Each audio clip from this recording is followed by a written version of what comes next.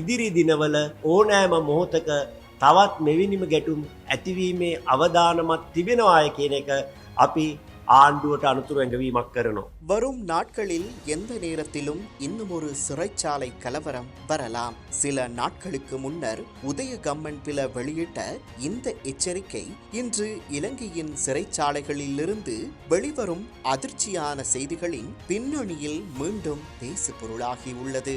ஒரு எச்சரிக்கை வெறும் அரசியல் கூற்றாக கடந்து செல்ல வேண்டிய ஒன்று. ஆனால் அதற்கு பின்னர் நிகழ்வுகள் ஒன்றன் பின் ஒன்றாக இடம்பெறத் தொடங்கினால் மக்கள் கேள்வி கேட்பது இயல்பானதே. கடந்த 24 மணித்தியாலங்களுக்குள் இலங்கையின் பல சிறைச்சாலைகளில் பதற்றமான நிலை ஏற்பட்டுள்ளதாக செய்திகள் வெளியாகியுள்ளன. மேகசின் சிறைச்சாலை சம்பவத்தில் ஒரு கைதி உயிரிழந்து 11 பேர் காயமடைந்துள்ளனர். குறிப்பிட்ட சிறைச்சாலையில் 2 கைதிகள் உயிரிழந்து மேலும் பலர் காயமடைந்துள்ளனர். அதேவேளை பல்லன்சேனை சிறைச்சாலையிலும் பதற்றமான நிலை ஏற்பட்டுள்ளதாக தகவல்கள் தெரிவிக்கின்றன. இவை தனித்தனி சம்பவங்களா அல்லது ஒரே பிரச்சனையின் வெவ்வேறு வெளிப்பாடுகளா? நீர்கொழும்பு சிறைச்சாலை சம்பவங்களுக்கு பின்னர் பாராளுமன்றத்திலும் இந்த விடயம் தீவிரமான அரசியல் விவாதத்தை உருவாக்கியது.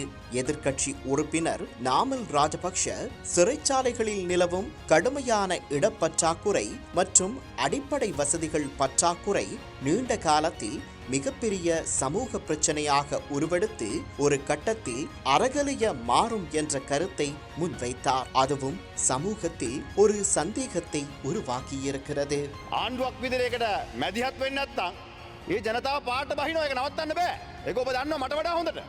மறுபுறம் அதே நாளில் சபை முதல்வர் பிமல் ரத்நாயக்க ஊழல் லஞ்சத்திற்கும் எதிராகவும் போதைப்பொருள் மற்றும் பாதாள உலகத்திற்கு எதிராகவும் அரசாங்கம் முன்னெடுத்து வரும் கடுமையான நடவடிக்கைகளுக்கு எதிரான எதிர்வினையாகவே இந்த சிறைச்சாலை சம்பவங்களை பார்க்க வேண்டும் என்ற அரசியல் மதிப்பீட்டை முன்வைத்தார். அதேவேளை அதிகப்படியான கைதிகள், போதைப்பொருள் வலையமைப்புகள், பாதாள உலக தொடர்புகள், சிறை நிர்வாகத்தின் சவால்கள், பாதுகாப்பு குறைபாடுகள் மற்றும் நீண்டகால நீதிமன்ற நடைமுறை தாமதங்கள் இவை அனைத்தும் ஒன்றுடன் ஒன்று இணைந்துள்ள பிரச்சனைகளாக பார்க்கப்பட வேண்டும். இந்த பின்னணியில் தான் சிறைச்சாலைகள் திணைக்களம் அனைத்து சிறைச்சாலைகளிலும் பாதுகாப்பை பலப்படுத்துமாறு முப்படைகள் மற்றும் போலீசாருக்கு இன்று அறிவுறுத்தப்பட்டுள்ளதாக தெரிவித்துள்ளது.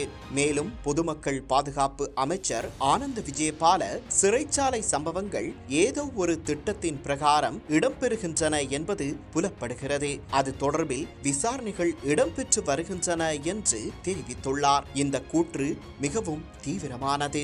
உண்மையில் ஏதேனும் திட்டமிடப்பட்ட நடவடிக்கைகள் இருந்தால் அதன் பின்னணியில் யார் உள்ளனர்? அதன் நோக்கம் என்ன? போதைப்பொருள் மற்றும் பாதாள உலக வலையமைப்புகளுக்கு இதனுடன் தொடர்புகள் உள்ளதா? அல்லது சிறைச்சாலை அமைப்பின் நீண்டகால நிர்வாக குறைபாடுகளே இந்த வெடிப்புகளுக்கு காரணமா? இந்த கேள்விகளுக்கு பதில் கிடைக்க வேண்டும். எனவே இன்றைய அரசியல் கேள்வி அடுத்த சிறைச்சாலை கலவரம் எப்போது என்பதாக இருக்கக்கூடாது. அடுத்த கலவரம் ஏற்படாத வகையில் சிறைச்சாலை அமைப்பை எவ்வாறு சீர்திருத்தப் போகிறோம் என்பதே உண்மையான கேள்வியாக இருக்க வேண்டும். அரசாங்கம் போதைப்பொருள் மற்றும் பாதாள உலகத்திற்கு எதிரான போராட்டத்தை தொடர வேண்டும். அதே நேரத்தில் சிறைச்சாலை நெரிசல், அடிப்படை வசதிகள், பாதுகாப்பு, மறுவாழ்வு மற்றும் நீதித்துறை தாமதம் போன்ற பிரச்சனைகளுக்கும் தீர்வு காண வேண்டும். இவ்வளவு காலமும் அதிகார மையங்களோடும் பாதாள அரசோடும் தொடர்பில் இருந்த அரசியல்வாதிகள், அதிகாரிகள், வியாபாரிகள் சட்டத்திற்கு முன் விசாரணைகளுக்காக கொண்டுவரப்படும் போது எவ்வாறெல்லாம் அவர்கள் எதிர்வினையாற்றுவார்கள் என்ற கோணத்திலும் நாட்டு மக்களையும் மக்களால் தேர்ந்தெடுக்கப்பட்ட ஜனநாயக ஆட்சியையும் பாதுகாக்கும் வண்ணமும் ஆட்சியாளர்கள் செயற்பட வேண்டும் என்பதே மக்களின் எதிர்பார்ப்பு.